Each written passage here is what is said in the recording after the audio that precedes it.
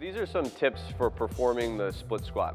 So what we want to do, the first thing is we want to make sure that we have a box or a bench that is below our knee height, right? We don't want to have that thing way up high in the air, right? I'm not going to use a 30-inch box to do my split squats.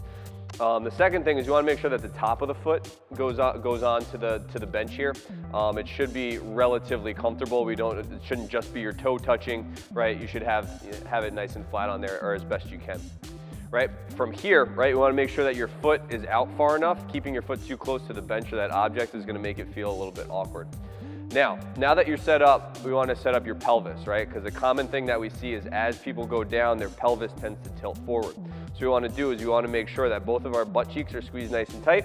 We want to keep our belly nice and tight. We're going to put our hands right on our hip bones here, right? We're going to use them as feedback whether or not they start to tilt or not. So as you go down, keep that anterior core nice and tight. You're going to drive your knee down towards the ground, making sure that that pelvic bowl doesn't tip forward, and you're going to come back up. Right? If you're doing this correctly, you are going to feel a nice stretch down the front of your leg, and that's exactly what we're looking for.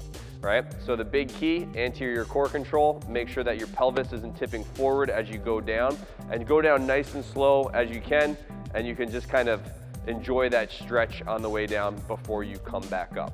So these are some tips for you doing split squats.